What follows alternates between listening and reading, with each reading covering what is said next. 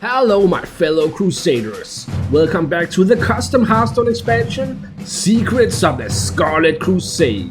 Last time I shared the cards for one of the two factions in the expansion, and in this video we'll be looking at the other faction, the Argent Dawn. This was the faction for Death Knight, Demon Hunter, Druid, Shaman, Warlock and Warrior.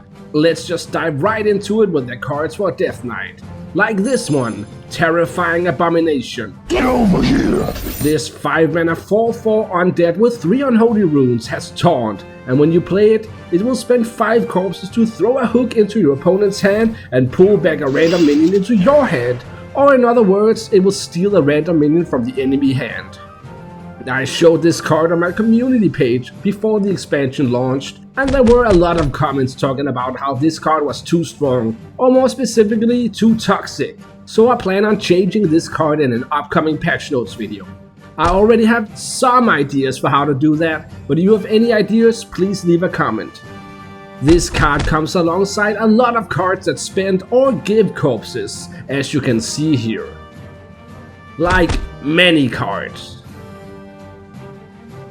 Death Knight also gets a legendary card for this package, the Unholy Ashbringer. This is a 6-mana 5/2 weapon, and it has Death Rattle. Spend 4 corpses to re-equip this, potentially giving you a permanent weapon as long as you have the corpses to spare.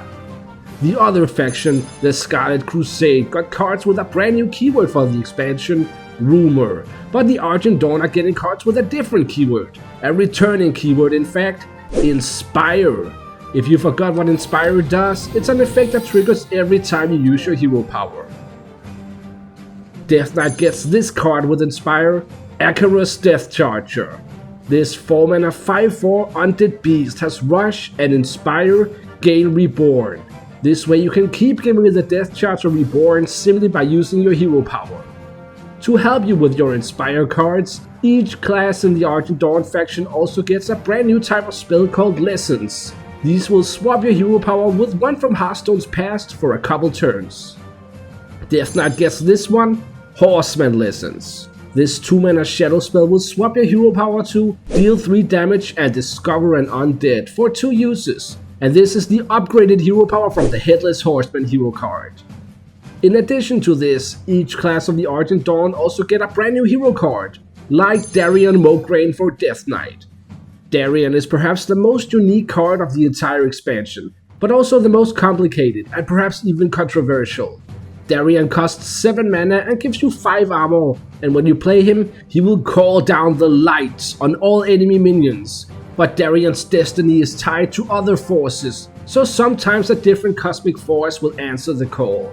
What this means is that once you play Darion, the game will do a couple of calculations. First, it will decide what force answers the call out of light, death and shadow. Both light and death have a 45% chance to trigger, which leaves shadow with only 10%.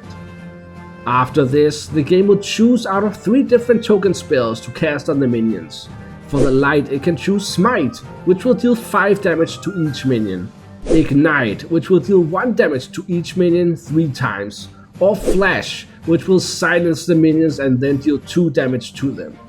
The game will decide which spell to cast based on the board state, so if the enemy has a lot of minions with Divine Shield or Reborn, it might cast Ignite, or if they have minions with Death Rattle or enchantments, it might cast Flash, and so on. If the game chooses Death, it might cast Blood, which will steal 3 health from each minion and give it to your hero.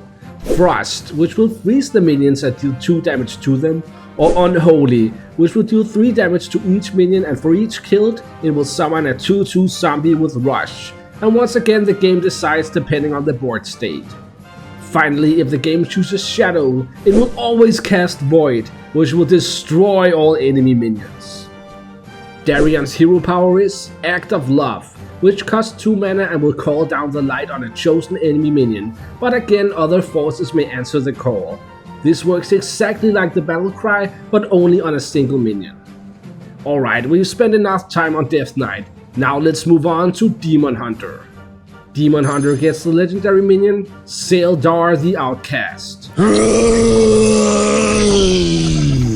Saeldar is a 4-mana 7/5 undead minion, and when you play him, he will discard your entire hand. but once Seldar dies, all the discarded cards will return to your hand, but will now cost 3 less. Seldar is meant for a new discard Demon Hunter deck, which is a returning archetype from our very first expansion, Tales from the Broken Isles. Here you can see some more cards for this deck, and as you can see, Demon Hunter discarding is often less random than Warlocks. Demon Hunter gets the lesson spell, Demon Render Lessons. This 2-mana fill spell will replace your hero power with, give your hero +2 attack this turn, after a friendly minion attacks, refresh this. For 4 uses. This was the hero power from Kurtrus Demon Render, which was the hero card from Fractured in Elteric Valley. Demon Hunter also gets an Inspire minion, Scourged Observer. This is a 5-mana 5/4 undead demon with Rush and Inspire, gain immune this turn and attack a random enemy minion. Combined with Demon Render Lessons, this card could easily clean up an entire board by itself and give your hero a lot of attack this turn. Demon Hunter's hero card is Lord Maxwell Tyrosus. This card costs 6 mana and will give you 5 armor when played. You will also give your hero +2 attack this turn and then deal your hero's attack damage to all enemy minions, once again working really well with Demon Render Lessons. Maxwell's hero power is Sigil of the Dawn, which will give your hero and a random friendly minion +2 attack this turn for 1 mana. Okay, moving on, we got the cards for Druid. Druid gets the legendary minion Borrelgore. This 7-mana 5/5 beast has Taunt and Death Rattle, Burrow Underground. If you control a minion at the start of your turn, eat it to emerge. This means that once Borrelgore dies, it will disappear from the battlefield. Then at the start of your turn, it will eat a random friendly minion to emerge. And if it can't, it will simply try again next turn, and then the turn after, and so on. So Borrelgore is essentially a permanent minion unless silenced. Druid gets a lot of cards for a new Zoo/Death Rattle deck, like all these cards. This includes this card, Nightweb Spider. This is a 2-mana 1/3 beast with a choose 1 effect to either give the spider poisonous or Death Rattle summon a 3/2 spider. But this choice is made secretly, which means that this will simply appear as a regular 1/3 minion to your opponent, and they won't know which option you picked until they attack the spider or it dies. This card was also submitted to a contest on hearthcards.net, and it actually ended up winning that contest. Druid might also play this card in their Zoo deck, Cursed Critters. This 5-mana spell will fill your board with random 0-cost minions. In Standard, this can summon 1/1 Wisps, 1/1 Kobold Tenderfoots, and 0/1 Annoyobites with Taunt and Divine Shield. And perhaps more to come in the next expansion. Druid also gets an Inspire card and a Lesson spell, as you can see here. Druid's hero card is Archdruid Rain. This card costs 6 mana, gives you 5 armor, and will destroy all minions and replace them with 2/2 Treants when played.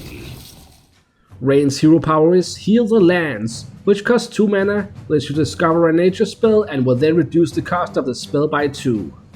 Now let's move on to Shaman. Shaman gets access to a brand new archetype called Cleanse Shaman. Many new cards will have an effect that cleanses the Plague Lands, like this one. Cleansing does nothing by itself, but several of the cards will also trigger a bonus once you've cleansed the Plague Lands a certain amount of times. This will happen retroactively, so if you already cleansed enough times when playing a card like Renewal of Life, it will instantly summon the 6/6 elemental.